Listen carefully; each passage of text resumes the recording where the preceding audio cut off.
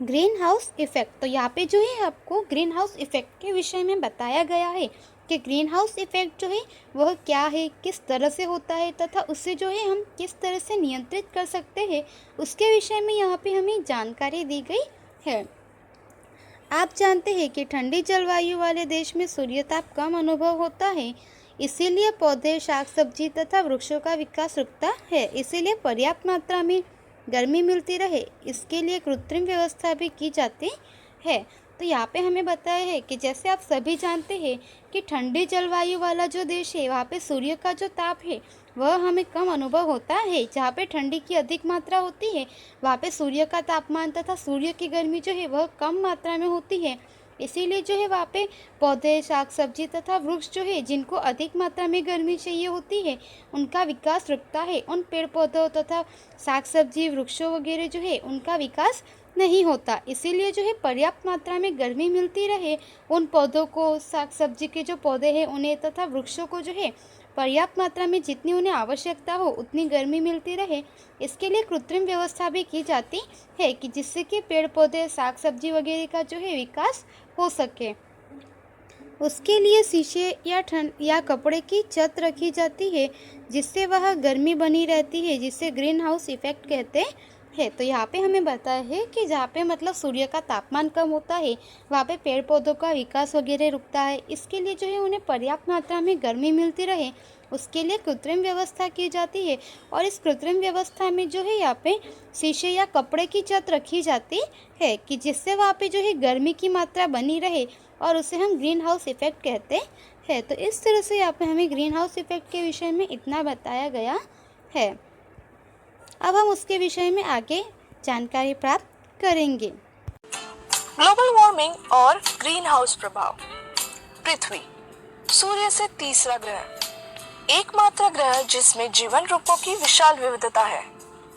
हमारे सौर मंडल के अन्य ग्रह या तो भयानक गर्म या अत्यधिक ठंड है, किंतु पृथ्वी में अपेक्षाकृत स्थिर वातावरण है। वो क्या है जो पृथ्वी को अलग बना रहा है? क्या है वो जो पृथ्वी को रहने के लिए इतनी अनुकूल जगह बना रहा है? यह पृथ्वी का वायुमंडल है, एक हवा की पतली परत की तरह जो चारों ओर से पृथ्वी को घेरे हुए है। ये हवा कई अलग अलग गैसों का मिश्रण है, जैसे एक छतरी जो हमें धूप और बारिश से बचाती है। हवा की यह पतली परत सूर्य के हानिकारक विकिरण यानी कि रेडिएशन से पृथ्वी की रक्षा करती है, लेकिन यह स्थिर तापमान हर गुजरते साल बढ़ता जा रहा है। सागर गर्म हो रहे हैं, जलवायु में महत्वपूर्ण बदलाव देखा गया है, ग्लेशियर पिघल रहे हैं। ये सब क्यों हो रहा है? इन सब को रोकने के लिए क्या किया जाना चाहिए? हम इस सत्र में इन सभी सवालों के जवाब पाएंगे। सूरज से पृथ्वी पर लगातार भारी मात्रा में हानिकारक विकिरण की बौछार हो रही है, जो हमें प्रकाश और ऊष्मा ऊर्जा के रूप में प्राप्त होती है। दृश्यमान विजिबल, यूवी, अल्ट्रावायलेट, अवरक्त, इंफ्रारेड किरणों के रूप में इस विकिरण को सतह पर पहुंचने से पहले पृथ्वी के वायुमंडल को पार करना पड़ता है। पृथ्वी के वातावरण में मौजूद ओजोन परत सतह पर पहुंचने से हानिकारक अल्ट्रावायलेट विकिरण की कुछ मात्रा को रोकती है। पृथ्वी की सतह तक पहुंचने वाली शेष किरणें पृथ्वी द्वारा अवशोषित होती है और कुछ विशेष रूप से अवरक्त वापस से अंतरिक्ष में परावर्तित हो जाती है। लेकिन वायुमंडल के कुछ गैसें इस ऊष्मा विकिरण को अवशोषित कर लेती है और सतह पर पुनः उत्सर्जन करता है, जिसके कारण पर्यावरण गर्म हो जाता है।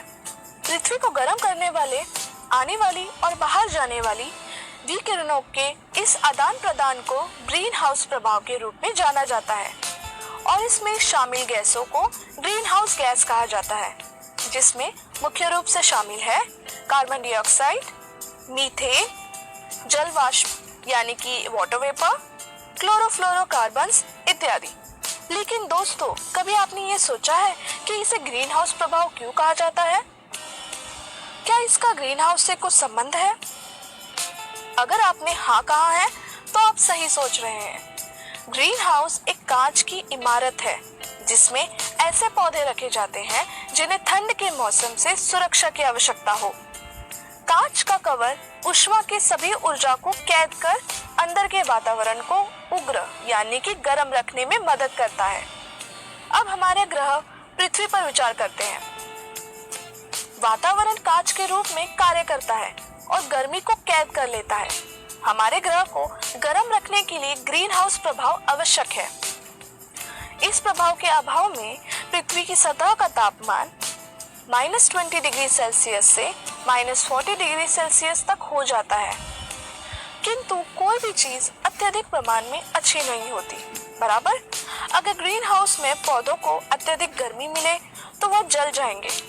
और अगर हम पृथ्वी की बात करें तो पिछले 2 शताब्दियों में मानवीय गतिविधियों ने पृथ्वी को एक नाटकीय तरीके से बदल दिया है।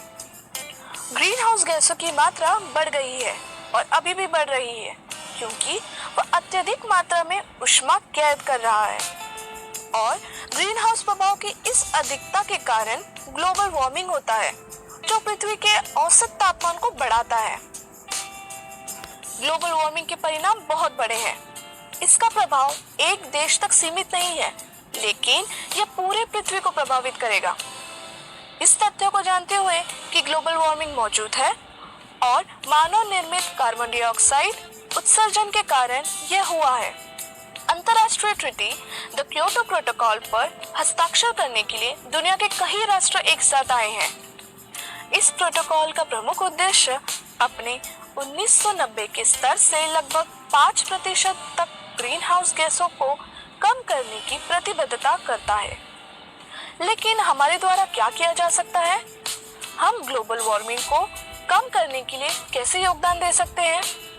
तो अधिक संख्या में पेड़ लगाना, अपशिष्ट उत्पादन को कम करना, उन उत्पादों के उपयोग को कम करना जो ग्रीन हाउस गैसों को उत्पन्न करते हैं, ऊर्जा कुशल उपकरणों साधनों का उपयोग करना, वाहनों की ईंधन दक्षता में वृद्धि, अधिक नवीकरणीय ऊर्जा का उपयोग करना, या कहो कि प्राकृतिक हरियाली तरीकों को अपनाएं जिससे हमारे पर्यावरण को कम नुकसान हो।